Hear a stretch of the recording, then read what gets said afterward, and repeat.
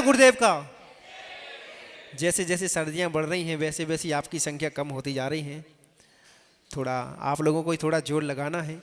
जयकारा गुरुदेव का। चलिए हाथ जोड़ लीजिए। बताड़ो ठाड़े जणु धड़े जाड़े पई पौसी हूँ तू खत धरू तब चरण विहाड़े के बलनाड़े तू परम पौ परम गुरु संपई सोहे कारण कम वियारण भव समुद्र तारण तरणम चिन्वाणीणम समिशति पयासमि सगमोक संगम करणम चेतव सुरा संयम धीरा सिद्ध वधु अणुराइया रैण तय रंजिए कम महे गंजिए तेरी सिवर मय झाइया। शबरे देवाई देव 1000 मूल नायक श्री महावीर भगवान की, 24 तीर्थंकर भगवान की, आचार्य गुरुदेव 108 श्री विशुद्ध सागर जी महामुनि राज की, साक्षात विराजमान मुनि श्री अरजीत सागर जी महामुनि राज की, 3 कम 9 करोड़ महामुनि राजों की। चले खड़े हो जाइए और पूज्य गुरुदेव से निवेदन करते हैं। अब तो खड़े होने वालों की संख्या भी महाराज कम हो गई है। हे गुरुदेव, आपके चरणों में नमोस्तु नमोस्तु नमोस्तु। हे गुरुदेव, आप अपने अमृतमयी पावनमयी दिव्यमयी वाणी से हम सभी के लिए जिनवाणी का रसपान कराकर कृतार्थ कीजिए। नमोस्तु गुरुदेव, नमोस्तु गुरुदेव, नमोस्तु गुरुदेव। ओम नमः सिद्धेभ्यः।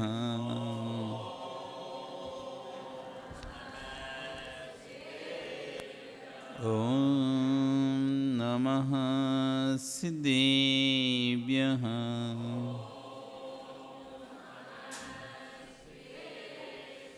ओम नमः सिद्धेभ्यः।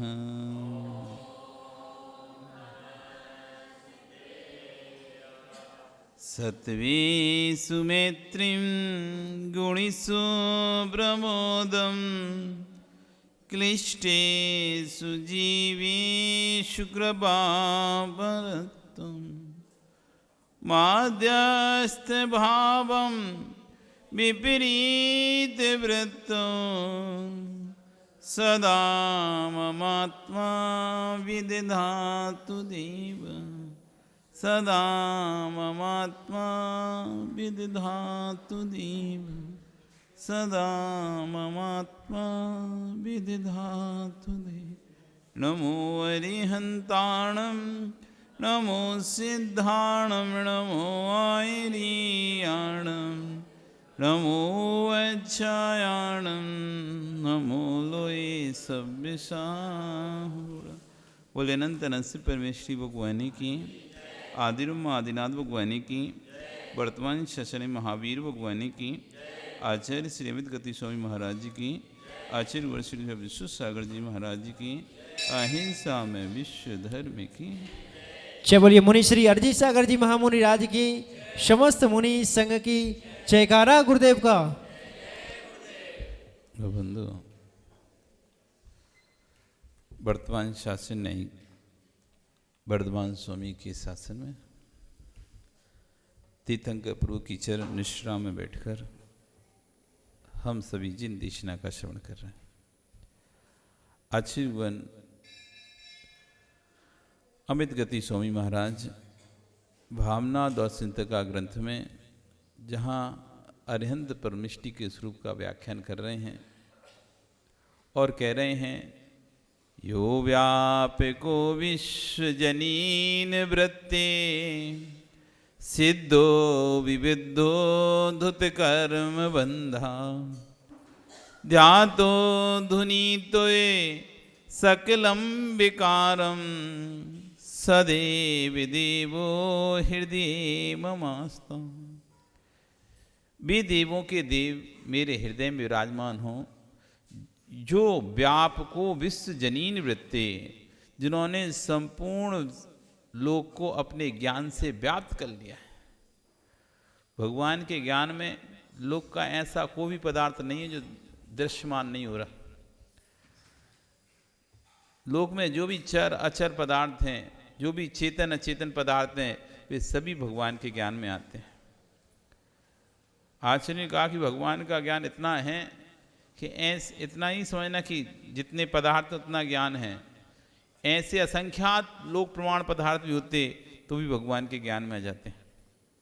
इतना विश्वव्यापी भगवान का जो ज्ञान है, विश्व कल्याण का स्वभाव जिसका है, ऐसे सिद्ध बुद्ध ज्ञायक स्वभावी धुत कर्म बंदा, कर्मों के नाश करने वाले,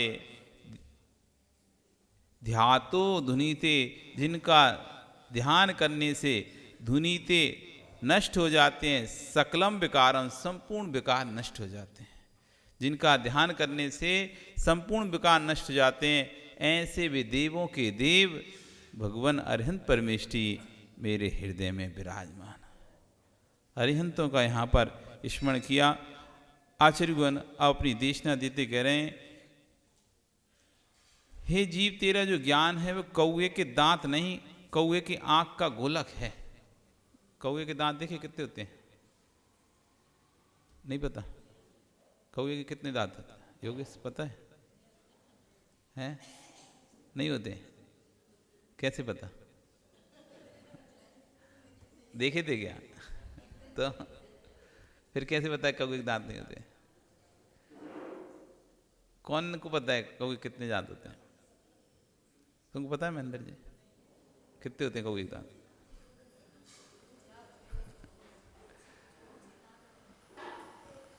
कौए के दांत नहीं होते।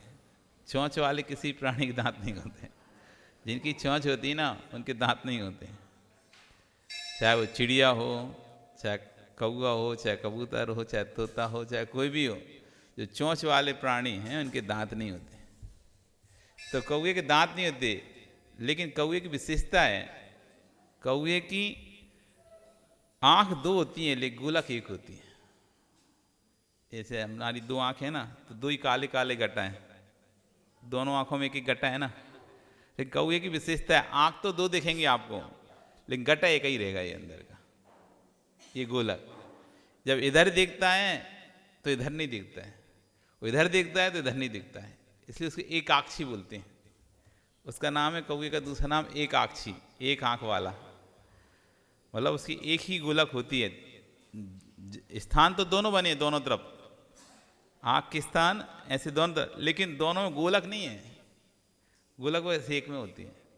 तो आचार्य कह रहे हैं कि जो ज्ञान है वो कौए की आँख के जैसा है। कैसे? कौए की कितनी आँख होती है? कौए की गोलक कितनी होती है? न्याय साथ में एक आक्षी, एक आक्षी, काक्षी, एक काक्षी, काक नहीं होता कौआ, अक्षी यानी काक्षी न्याय, कौए की आंख वाला न्याय, ऐसा करके दिया है। न्याय है, कौए की आंख दो होती है परंतु कौए की गोलक एक होती है। जब दाईं ओर देखती है तो बाईं ओर नहीं देखता, जब बाईं ओर देखता है तो दाईं ओर नहीं देखता। इसी प्रकार जैन दर्शन ज्ञानी, ज्ञान एक है हमारा, ज्ञान एक है। जब ज्ञान शुभ में जाता है तो अशुभ की आंख बंद हो जाती है, जब ज्ञान अशुभ में जाता है तो शुभ की आंख बंद हो जाती है। ज्ञान एक ही है, ज्ञान की धारा एक ही है। ज्ञान जब शुभ कार्यों में लगता है तो शुभ उपयोग कहलाने लगता है, ज्ञान जब अशुभ कार्यों में लगता है तो अशुभ उपयोग कहलाने लगता है, और जब ज्ञान शुभ अशुभ दोनों से हट जाता है तो शुद्ध उपयोग कहलाने लगता है। ज्ञान एक ही है, ज्ञान भिन्न भिन्न नहीं है। बिजली अग्नि जलाती है कि पकाती है? अग्नि जला दाहक है, पाचक है, क्या है? जब दाहक का कार्य करना होता है तो दाहक बन जाती है, जब पाचक का कार्य करना होता है तो पाचक बन जाती है, पकाने वाली बन जाती है। अग्नि तो एक ही है, उपयोग जैसा करते हैं अग्नि वैसा कार्य करती है। ऐसी ज्ञान एक है हमारा, ज्ञान का उपयोग जब हम करते हैं जैसा, तो ज्ञान हमारा उस समय तत्क्षण वैसा हो जाता है। तो आश्चर्य कह रहे हैं कि ज्ञान एक होता है। ज्ञान जब शुभ में जाता है तो अशुभ की आंख बंद हो जाती है, और ज्ञान जब अशुभ में चला जाता है तो शुभ की आंख बंद हो जाती है। और जब ज्ञान शुभ अशुभ दोनों से हट जाता है तो शुद्ध उपयोग बन जाता है। जब ना शुभ रहता ना शुभ रहता तो शुद्ध उपयोग हो जाता है। जब वही ज्ञान चैतन्य रूप में लीन हो जाता तो शुद्ध उपयोग बनता है। ज्ञान जब मोह शोभ से रहित होता है तो परम केवल ज्ञान को प्राप्त होता है। आज समझना, ध्यान से समझना, आचरण करें। देव पूजा करते करते समय जितनी बार तुम दुनिया को देखते हो, एक पूजा करने में कितने लोगों को टोकते हो, उसका कुछ हो या ना हो, लेकिन तुम्हारा पुण्य का अपहरण जरूर हो रहा है। अपहरण की चर्चा चल रही थी कि कैसे हम अपने स्वउपयोग का अपहरण कर लेते हैं। तो आचरण करके ध्यान दो कि जब हम एक पूजा कर रहे होते हैं, एक पूजा में कितनी जगह देखते हैं और कितने लोगों को टोक देते हैं। उनका कुछ हो ना हो, लेकिन हमारे पुण्य का अपहरण जरूर हो रहा है उस समय। ये विधि ठाड़ा हो के मुख से कह रहा है, परंतु पूरे मंदिर में घूम रहा है, पाठ पढ़ रहे हैं बिना पाठ। ए विधि ठाड़ा, इस प्रकार से खड़े होकर, उसका अर्थ क्या होगा? ए विधि ठाड़ा हो के प्रथम पढ़े जो पाठ। इस प्रकार से एक स्थान पर खड़े होकर जो पहले पाठ पढ़ता है, अब पूरे में तो घूम रहे और कह रहे हैं क्या? ये विधि ठाड़ा हो के यहाँ की थाली वहां पटक रहा है, द्रव्य उठा रहा और कह रहा है कि ये विधि ठाड़ा हो के ज्ञानी। उसका अर्थ ये है कि सब सामग्री लगाने के उपरांत काशक करके खड़े हो जाना चाहिए, फिर पाठ बोलना चाहिए। पहले सारी व्यवस्था कर लो। और अपन क्या सोचते हैं कि ये बर्तन पहुँचते पहुँचते, द्रव्य धोते धोते बिना पाठ तो पढ़ ही लो, उतना समय बच जाएगा, इतना समय बच जाएगा। ऐसा नहीं करना चाहिए। आप सारी क्रियाओं को व्यवस्थित कर लो पहले। अब आपको किसी चीज़ की जरूरत नहीं पड़े, देख लो, जो पुस्तक चाहिए वो पुस्तक उठा लो, जो द्रव्य चाहिए वो द्रव्य रख लो, थाली सजानी सजा लो। अब पता चला कि भाई थैला नीचे रखा हुआ है और निकालते जा रहे हैं, धोते जा रहे हैं, डालते जा रहे हैं और पूजन करते जा रहे हैं। नहीं भाई, पूजन करने आए हो, उपयोग को एक जगह लाओ। उपयोग एक जगह नहीं रहता। सामग्री धोगे तो पूजा में उपयोग नहीं आएगा, और सामग्री धोने में उपयोग है आपका। और अधिकतर आप ये अपनी करते रहते हो, वहीं सामग्री रख लेते हो, धोते रहते हो और पूजा पढ़ते रहते हो। पहले से एक बार अच्छे से व्यवस्थित कर लो, बैठ जाओ, सामान चेन में सब लगा के बैग रख दो वापस। अब कुछ नहीं काम बैग से, अब सिर्फ पूजा करें, तब तो आपका उपयोग सही बैठेगा। और आप चार जगह काम करोगे, कहीं फिर पुस्तक उठाने उठ रहे हो, तो कहीं फिर पानी लेने की उठ रहे हो, फिर जल, कहीं फिर चंदन, फिर कहीं कुछ कम पड़ गया, कहीं नैवेद्य कम पड़ गया, फिर ध्यान आ रहा है कहीं कपड़ा उठा के लेना है, पहुँचना है, फिर कपड़ा उठाने की जा रहे हो, फिर याद आ गया नहीं आरती और ले आया, उसमें घी तो है ही नहीं है, घी तो और ला कर डालना है। फिर घी ले आया तो पता चला बाती रह गई, बाती ले आया तो पता चला माचिस रह गई। बस इसी में उपयोग चला जाता है। आचार्य कह रहे हैं कि सारी सामग्री लगाने के उपरांत काश खड़े हो जाना चाहिए, फिर हिलने डुलने की आवश्यकता नहीं है। तीन लोग के नाथ के सामने कह रहा है, तीर्थंकर के सामने झूठ बोल रहा है। भगवान के सामने कह रहे हैं कि हम ये विधि ठाड़ा उड़ के प्रथम पढ़े जो पाठ, और ठाड़े तो है ही नहीं है, इधर उधर घूम रहे हैं पूरे में। तो कह रहे तीन लोग के नाथ के सामने झूठ बोल रहा है, तो दुनिया के सामने क्या करता होगा। तुम ऐसा चिंतन करो कि हमने ऐसा पुण्यकारी कितने बार विघ्न किया। दान दे समय भाव बिगाड़े, आप ही आप दोगे क्या, दूसरे से छीना झपटी भी की, कोई दे रहा था तो उससे ग्रास छीन लिया, ऐसे भाव अपने बिगाड़े। भैया कर्म सिद्धांत है, ये किसी को नहीं छोड़ता। ये मत कहना कि आपको भयभीत करने के लिए सुनाया जा रहा है, नहीं, ऐसी वस्तु व्यवस्था ऐसी है। आचार्य ने समझ समझना कि आपको भयभीत करने के लिए कह रहे हैं कि कर्म बंधेगा, कर्म बंधेगा। वस्तु व्यवस्था ही ऐसी है। कर्म सिद्धांत में कोई किसी का सगा नहीं है। कर्म सिद्धांत में कोई सगा नहीं है, चाहे मुनिराज हो चाहे श्रावक हो। जो भी कर्म करेगा फल उसको मिलेगा, कर्म जो भी करेगा फल उसको भोगना पड़ेगा। कभी कभी आप लोगों मुख से मैं सुनता हूँ कि महाराज अच्छे से भक्ति पूजन सब कुछ करता हूँ, लेकिन छोटे मोटे उपसर क्यों आते रहते हैं। तो कह रहे हैं भैया सुनो, भक्ति पूजन कर रहा था इसलिए छोटे छोटे आ रहे हैं, यदि इनको भी छोड़ बैठता तो बड़े बड़े आते हैं। कोई कहता है हम भक्ति पूजन इतना करते हैं तब भी छोटे छोटे उपसर्ग आते रहते हैं, छोटी छोटी परेशानी आती रहती है घर में कुछ ना कुछ। तो आचार्य कम से कम ये शुक्र मनाओ कि तुमने भक्ति पूजा करी तो छोटे छोटे आ रहे हैं, हल्के में निकल रहे हैं, नहीं करते तो और बड़े बड़े आते हैं। जैसे हमने आपको बताया था ना कि आपने दूध में चीनी डाल दी या दाल में नमक ज़्यादा हो गया, तो आप नमक को तो अब कम नहीं कर सकते और शक्कर को भी कम नहीं कर सकते। कर सकते हो क्या? नहीं कर सकते ना, उतना ही रहेगा वो तो। 50 ग्राम डल गया तो 50 ही ग्राम रहेगा, वो 40 ग्राम या 30 ग्राम नहीं होने वाला। हो जाएगा क्या? वो कितना भी दूध डाल लो तुम उसमें, अब तुमसे ज़्यादा 50 ग्राम शक्कर डल गई दूध में, डलनी थी 20 ग्राम, डल गई 50 ग्राम। अब तुम उसमें कितना ही दूध मिला लो, शक्कर 20 ग्राम हो जाएगी क्या? नहीं होगी ना, वो तो 50 ग्राम की 50 ग्राम ही रहेगी। हाँ, तुम दूध डाल लोगे तो उसका जो स्वाद ज़्यादा हो गया था वो भले कम हो जाएगा, लेकिन वो कौन है? ऐसी जो बड़े बड़े पाप करके रखे थे तो हमने पुण्य करके उनको स्वाद कम कर दिया, इसलिए छोटे में निकल रहे हैं पाप। ये तो और बड़े बड़े में निकलते, सहन ही नहीं कर पाते। यदि इनको छोड़ बैठा तो बड़े बड़े आएंगे।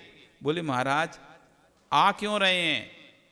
तो आचार्य भी कह रहे हैं, तुम जब पूजा कर रहे थे, जब तुम्हारे द्वारा किसी अन्य पूजकों को कुछ विफलता हुई होगी, तुमने अंतराय डाल दिया होगा, जोर से बोल रहे होगे, दूसरे को पढ़ने में दिक्कत हो रही होगी, अनेक प्रकार से अंतराय डल रहा होगा। आचार्य करके किसी ने पूछा कि दिक्कतें आ क्यों रही हैं, छोटी छोटी भी आ क्यों रही हैं? तो जब तुम पूजन पाठ आदि कर रहे होगे, कोई धार्मिक क्रिया कर रहे होगे, तो दूसरा तुम्हारे साथ सहपाठी कोई भी आस पास में बैठा बैठा धार्मिक क्रिया कर रहे हो, तुम इतना जोर से बोल रहे होगे कि उसको दिक्कत हो रही होगी। एक सामान्य लय होना चाहिए, और आचार्य कहते हैं मधुर लय होना चाहिए। यदि जोर से बोलो तो मधुर लय में बोलना चाहिए, बेसुरा नहीं बोलना चाहिए। अगर आपसे सुर नहीं निकलता तो मौन से पूजा करो, सुर से पूजा नहीं हो रही तो मौन से पूजा करो, और यदि बोल की कर रहे हो तो सुर से पूजा करो कि दर्शन करने वाला भी आपकी पूजा को सुन के मग्न मुग्ध हो जाए और उसके भी पाँव हो जाए कि मैं भी ये पूजा करूँगा। हम भी जब गृहस्थ में थे तो कुछ लोग इतनी अच्छे से पूजन करते थे, हम भी सोचते थे अब जब पूजन करेंगे तो ये वाली पूजा करेंगे जरूर। कभी पार्श्वनाथ भगवान की जो दूसरी वाली उपसर्गों से है ना, ऐच्छित पार्श्वनाथ वाली, तो कभी केवल रवि किरणों वाली, तो इतनी लय से व्यक्ति पूजा करता था, उसको सुन के ऐसा लगता था कल ये वाली पूजा हम करेंगे, कल ये वाली पूजा करेंगे। इतनी सुर से इतने अच्छे से पूजा करो कि निकलने वाला ये लगे कल मैं भी पूजा करूंगा।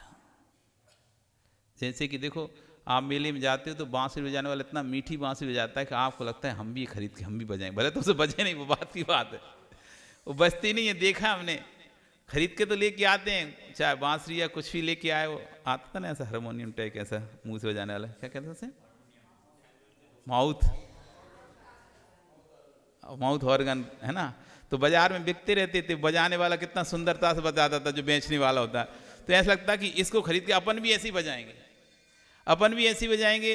बांसुरी बेचता था तो बांसुरी भी इतनी अच्छी बजाते हैं वो, तो ऐसा लगता था चलो अपन ही बांसुरी जाएंगे। उसकी बांसुरी सुनकर, उसका माउथ ऑर्गन सुनकर उसको खरीदने की इच्छा हो जाती थी, वो खरीद के लिए फिर भले वो घर में पड़ा रहा है अब तो उनको ही बजाने की टिकती तो वही बजा पाए थे, लेकिन पर उसको देखकर ऐसी आपकी पूजा इतनी सुरीली होना चाहिए, इतनी अच्छी होना चाहिए कि दूसरे को देखकर उसका भाव हो जाए कि मुझे भी पूजा करना चाहिए। ऐसी मत करो कि दूसरे को देखकर यार अपन तो करेंगे नहीं ऐसी पूजा, इनसे नहीं बन रही तो अपन से क्या बनेगी। कभी कभी होता है कोई अपन जयमालावादी पढ़ते हैं तो पढ़ते नहीं बनता, तो दूसरा जो नया सीखिया होता है वो क्या, जब इतने बड़े बड़े लोग नहीं पढ़ पा रहे तो और डर जाता है अपन क्या इसे पढ़ पाएंगे, जब बड़े लोगों से ले नहीं बन रही, इतने ज्ञानी लोगों से इसकी ले नहीं बन रही, तो हम तो और ही नहीं पढ़ सकते, डर जाता है भाई अपन तो नहीं करें कभी पूजा। ऐसा नहीं होता क्या?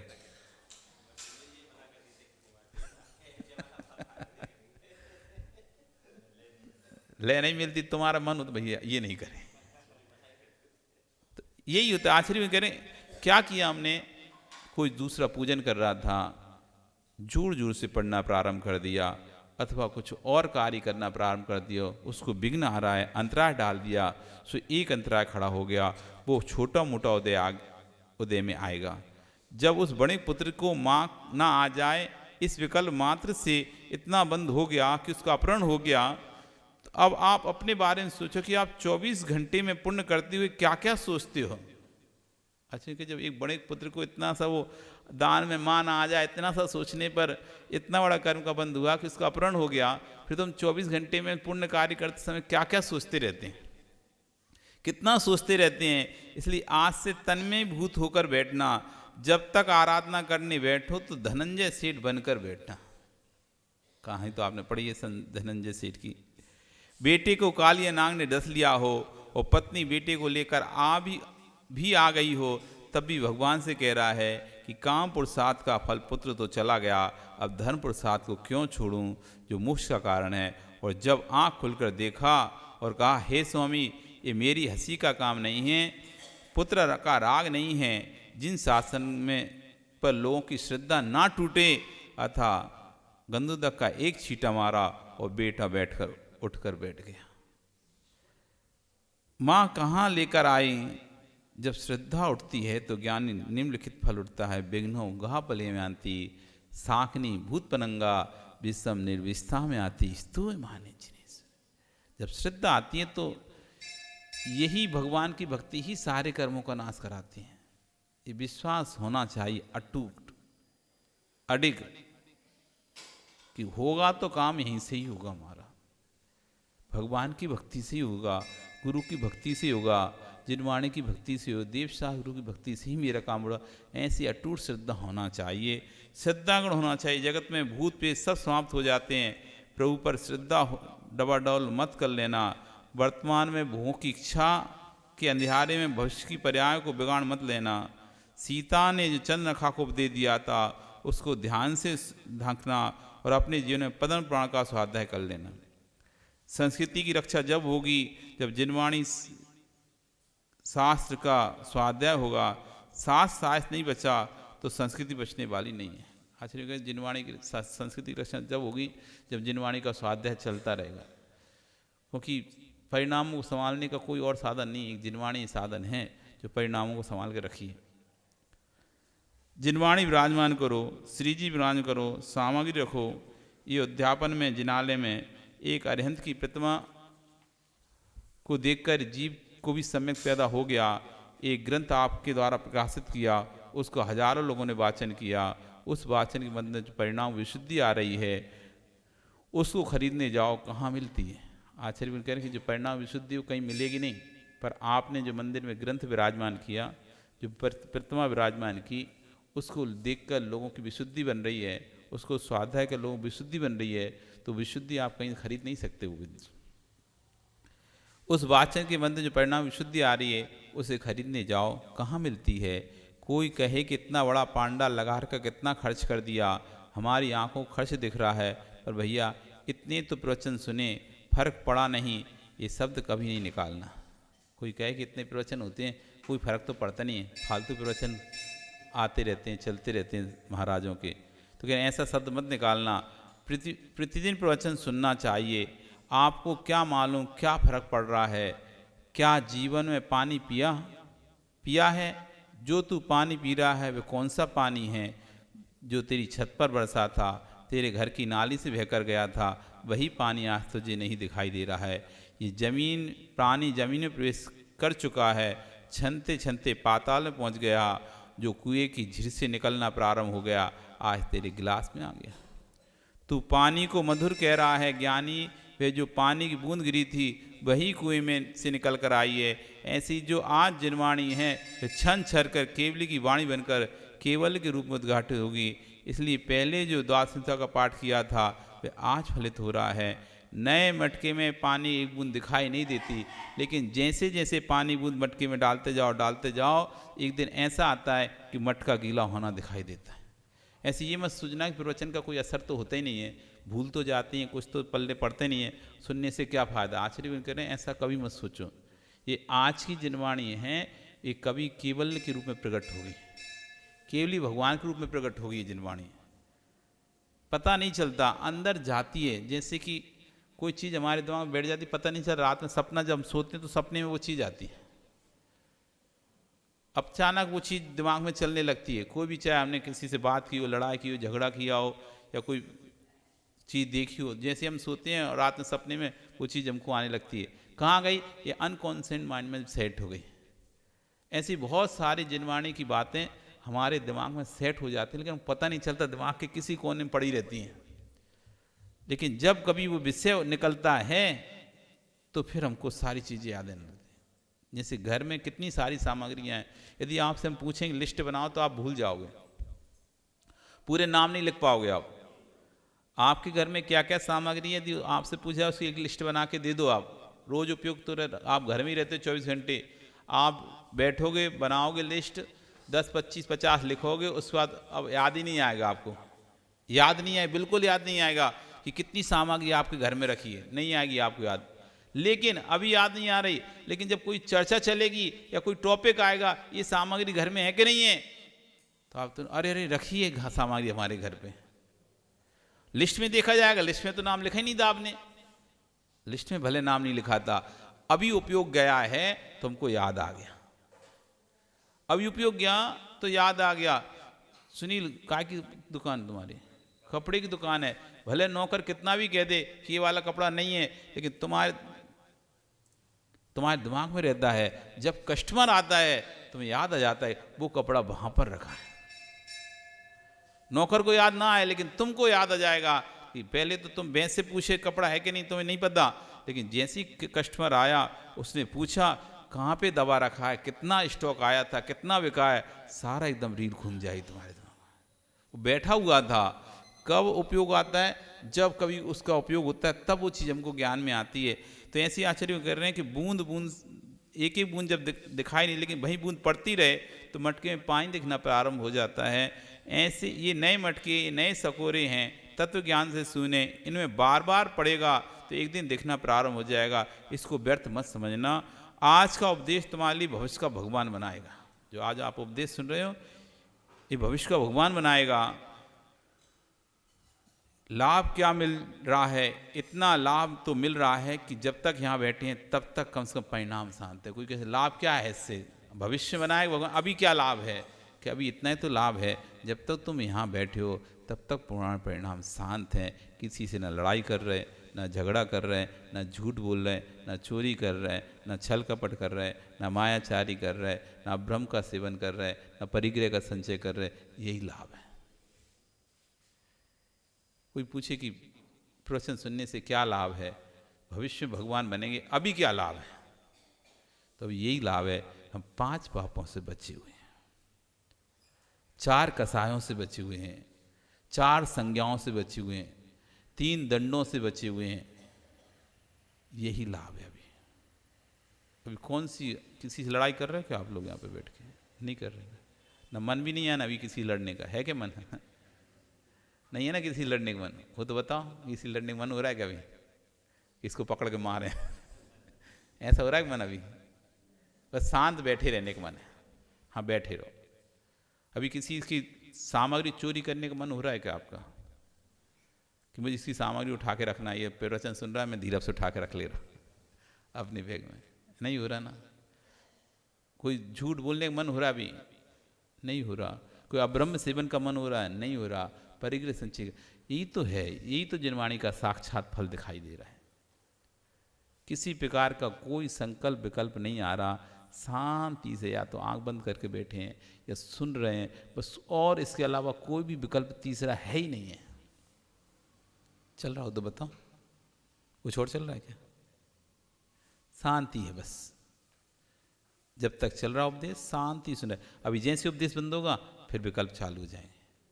कोई को लगेगा कि घर जाना है, कोई को लगेगा कि ये करना है, कोई वो करना है, तो अनेक विकल्प चालू हो जाएंगे। लेकिन अभी कोई विकल्प नहीं। आश्चर्य करें, यही प्रत्यक्ष लाभ है कि साथ ही विषय का सांस से निवृत्त हो रहे हैं, पाप से रक्षा हो रही है। यही सबसे बड़ा जिनवाणी का लाभ है कि पाप से हमारी रक्षा हो रही है, विषय का सांस से बच रहे हैं। यही जिनवाणी का साक्षात लाभ है। परोक्ष लाभ तो ये है, बता ही रहे हैं कि आगे जाके भविष्य में भगवान बनोगे। जिनवाणी अगर सच्ची हृदय से सुनिए तो ये जिनवाणी आपको सम्यक दर्शन में कारण बनेगी, देशना लब्धि का कार्य करेगी और आपको सम्यक पैदा कराएगी और भगवान बनाएगी। कि अभी प्रत्यक्ष में आप पापों से बच रहे, यही इसका प्रत्यक्ष लाभ है। आपका समय कल फिर आओगे पर आ रही तो आज फिर और चर्चा करेंगे। बोली भगवान महावीर स्वामी की।